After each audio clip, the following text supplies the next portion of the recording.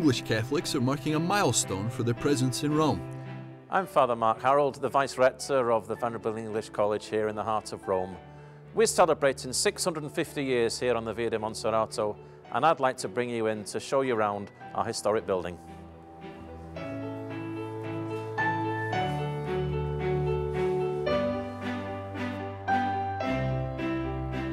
These hallowed halls have hosted many pilgrims and seen thousands of seminarians through to the priesthood over the centuries. Indeed, on the 27th of January 1362, we have a deed of foundation of the hospice of St. Thomas, the confraternity of St. Thomas of Canterbury, which was founded here on this site to welcome English people, English pilgrims, and also English merchants who came to Rome for trade purposes and came and stayed on this site. So it's a really historic place, and we believe that it's the oldest English institution anywhere in the world outside of England. So it served as a hospice during its first 200 years, but then during the English Reformation, Pope Gregory XIII asked that a seminary be founded there.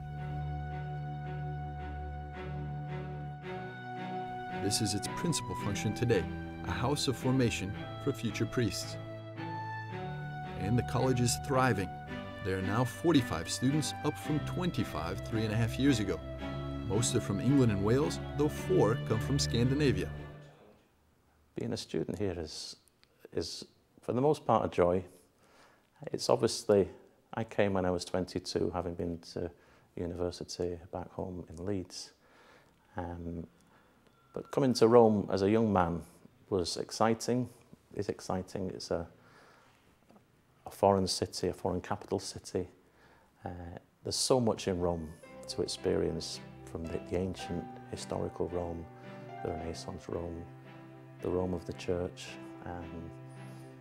the Rome of the Counter-Reformation, the Rome of the modern world of culture and art, and just an incredible place to be, and it's a real privilege. And it was such a, I think for myself, when I reflect on it, such a time of formation, which is a word we like to use for priestly study.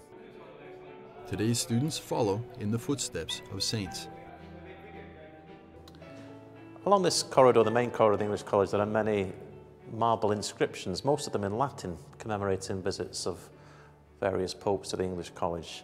This plaque, however, which you see behind me, is a plaque in English put up about 20 years ago, commemorating our martyrs of this college. I mentioned there are 44 former students of the English College who were martyred during the Reformation, and these are listed here on this plaque, 10 of whom have been canonised. You'll see at the top, beginning with St. Ralph Sherwin, the proto-martyr, martyred on the 1st of December 1581.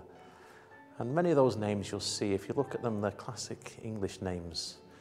Names like Haydock, like Buxton, Lee, Hart, Southwell, Morse. They're all classic names, and it reminds us very much of our heritage, that we walk here on English soil in Rome, but we commemorate those who walk before us, and walk before us with great courage.